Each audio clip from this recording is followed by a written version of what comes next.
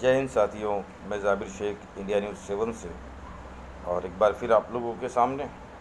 और आज मेरे जो बात करने का विषय है, जिस तरीके से अगर हम देखें तो दुनिया के अंदर एक आफत, एक मुसीबत, और उससे भी कहीं बढ़ के अगर देखा जाए तो हमारे देश हिंदुस्तान के अंदर है कि पहले कोरोना की जो एक महामारी, जो बीमारी आई, जिसने पूरे देश को लॉकडाउन कर दिया, लोगों को घरों पे रहने पे मजबूर कर दिया, कारोबार, काम धंधा, सारी चीज़ें रुक गई, इंसानी ज़िंदगी अपनी जगह पे थम सी गई। और उसके बाद अगर हम देखें तो टिड्डों का एक तूफ़ान आया, टिड्डों की शक्ल में जो मुसीबत आई। उसके बाद एक आसमानी तूफ़ान जो आया बारिश के साथ में, अभी वो बॉम्बे में था 2 दिन पहले।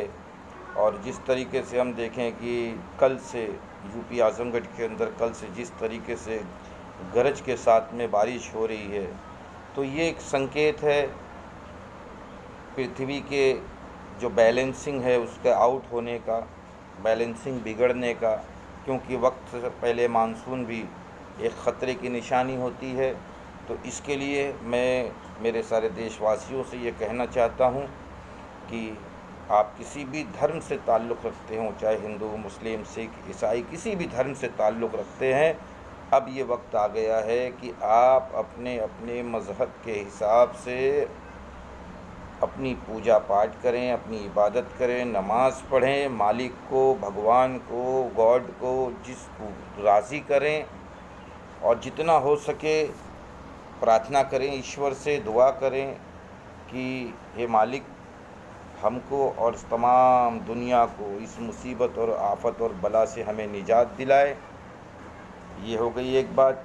दूसरी बात मेरे दोस्तों, कि जैसे अभी एक गर्भवती हाथी की हत्या हुई, जिस पे सारा देश चिल्लाने लगा, बहुत अच्छी बात है। एक ज़िंदा कौम की ये पहचान है कि वो जुल्म के ख़िलाफ़ आवाज़ उठाए, चाहे वो जुल्म इंसान के साथ में हो, चाहे वो जानवर के साथ में हो, किसी के भी साथ में हो, जुल्म के ख़िलाफ़ आवाज़ उठाना ये ज़िंदा कौम की निशानी होती है, एक इंसानियत की निशानी होती है कि भाई इंसानियत अभी ज़िंदा है। लेकिन जिस तरीके से आज वो हाथियों पे आवाज़ उठाई जा रही है, इसी तरह इस लॉकडाउन में कई मज़दूरों ने अपनी जान को गंवा दिया।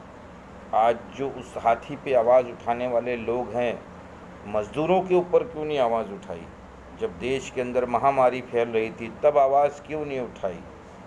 मीडिया जो झूठी खबरें दिखा रही थी उस पे इन्होंने आवाज़ क्यों नहीं उठाई, आपत्ति क्यों नहीं जताई? कई लोग अपनी जान को गंवा बैठे इस महामारी के अंदर, मज़दूरों ने पैदल चलने में, इस पे आवाज़ क्यों नहीं उठाई? ये अपने आप में एक सवालिया निशान है कि वो वही लोग आवाज़ उठा रहे हैं जो ये चाहते हैं कि सरकार की नाकामियों को छुपाया जाए, दबाया जाए। आवाज़ उठाना है तो हर किसी के लिए उठाएं, उसकी ज़ात, उसका धर्म, उसका मज़हब ना देखें। ये देखें कि वो एक इंसान है, एक जानदार शय है, चाहे वो इंसान हो चाहे जानवर हो।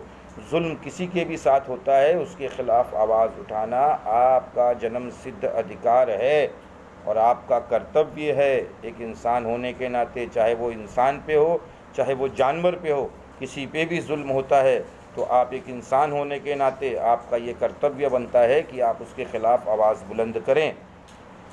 उसके बाद हम देखेंगे कि जिस तरीके से अभी आज़मगढ़ के अंदर ये कोरोना की महामारी फैलती जा रही है, उसके बावजूद भी प्रशासन के कान पे जूं नहीं रेंग रही है। मैं ये कहना चाहूँगा आज़मगढ़ के डीएम साहब से और आज़मगढ़ के अंदर जितनी तहसील है उनके एसडीएमओ से कि आपका ये कर्तव्य बनता है, आपका ये धर्म बनता है, आपका ये फ़र्ज़ बनता है कि आप जिन जिन ज़िलों के अंदर कोरोना पेशेंट बढ़ते जा रहे हैं, उन ज़िलों के अंदर, उन गाँव के अंदर, उन बाज़ारों के अंदर सैनिटाइज़र करवाएं। लेकिन यहाँ ना ही सैनिटाइज़र हो रहा है, ना ही कीटनाशक दवाएं छिड़की जा रही है। तो क्या सरकार के पास पैसे नहीं है या सरकार को इस चीज़ के बारे में मालूमात नहीं है? आज मजबूरन मुझे ये वीडियो बनानी पड़ रही है ताकि ये चीज़ें सरकार के उच्च अधिकारियों तक पहुँचे, सरकार तक पहुँचे, लोगों तक पहुँचे। होना तो ये चाहिए कि हर गली मोहल्ले शहर बाज़ार में सैनिटाइज़ कराया जाए ताकि ये महामारी ये बीमारी ना फैले।